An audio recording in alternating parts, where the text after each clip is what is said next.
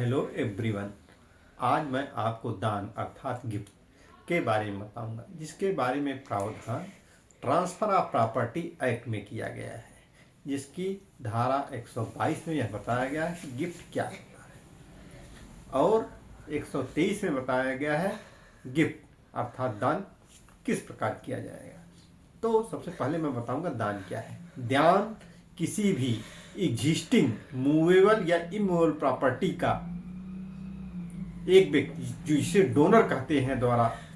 अंतरण है, जो डोनी अर्थात जिसे दिया जा रहा है संपत्ति उसको किया जाता है, और यह दान जो है स्वेच्छा से किया गया होना चाहिए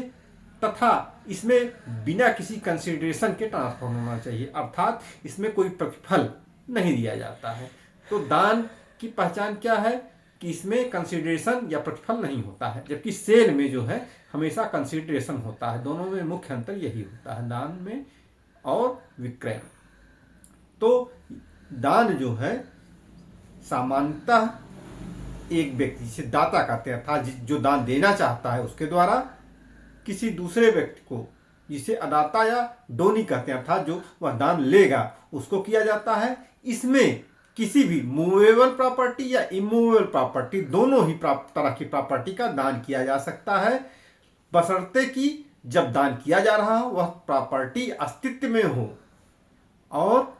उसको दान करते समय दान के एवज में कोई चीज वापस ना ली जाए, अर्थात उसमें कोई प्रतिफल ना हो और दान करने वाला ऐसा दान स्वेच्छा से कर रहा हो। अब आगे मैं बताना चाहता हूं कि दान को करते समय दाता जो है, जो दान कर रहा है, वह जो है दान करने के लिए सक्षम होना चाहिए, अर्थात उसको यह समझ होनी चाहिए कि दान वह कर रहा है, मतलब दान के बारे में उसको जानकारी होना चाहिए और उसकी इच्छा होनी चाहिए कि वह दान करे। और जो अदाता अर्थात जो डोनी होता है वह दान को अपने जीवन काल में उसको ग्रहण कर लेना चाहिए, अर्थात वह दान को अपने जीवन काल में जिसको दान दिया जा रहा है वह ग्रहण कर ले। अगर यदि वह नहीं लेता अपने जीवन काल में तो ऐसा दान शून्य अर्थात वाइड हो जाएगा, अर्थात वह दान नहीं रह जाएगा। इस प्रकार से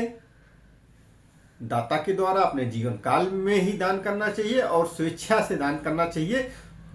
स्वस्थ मन मस्तिष्क से दान करना चाहिए। और जो दान ग्रहण कर रहा है उसके लिए क्या है, वह दान लेने वाला व्यक्ति किसी भी प्रकार का हो सकता है, बशर्ते कि वह दान को अपने जीवन काल में एक्सेप्ट कर ले और ग्रहण कर ले। अब अगला प्रश्न उठता है कि अगर इमूवेबल प्रॉपर्टी अर्थात स्थावर प्रॉपर्टी है जैसे जमीन, इन सब का दान किस प्रकार से किया जाएगा। तो इसके बारे में 123 में बताया गया है कि जब ऐसा दान किया जाएगा जो कि इमूवेबल प्रॉपर्टी है, तब उसका दान जो है जो दान पत्र के द्वारा किया जाएगा और उस पर डोनर के सिग्नेचर होंगे तथा 2 अटेस्टिंग विटनेस के भी सिग्नेचर होंगे और उसको रजिस्टर्ड डॉक्यूमेंट के माध्यम से ही दान किया जाएगा। जबकि कोई मूवेबल प्रॉपर्टी होगा तब उसका दान चाहे रजिस्टर्ड डॉक्यूमेंट के माध्यम से, जैसा पहले मैं बता चुका हूं उस तरह से होगा, या ऐसी मूवेबल प्रॉपर्टी जिसे दी जा रही है उसको डायरेक्ट दे दिया जाएगा और वह व्यक्ति ग्रहण कर लेता है, तब भी यह दान माना जाएगा। अब यहाँ मैं फिर से एक बार बताना चाहता हूं कि दान में कोई प्रतिफल नहीं लिया जाता है और यदि विक्रय है तो उसमें प्रतिफल रहता है। अब यहाँ अगर जैसे कोई व्यक्ति कोई सामान देता है, दूसरा व्यक्ति उसको ले लेता है, उसके एवज में कोई दूसरा सामान देता है, तो यह ना ही दान है ना ही विक्रय है, बल्कि यह एक एक्सचेंज है, अर्थात एक व्यक्ति ले रहा, दूसरा उसके एवज में कुछ दे के उसको ग्रहण कर रहा, तो यह एक्सचेंज होगा। धन्यवाद आपको।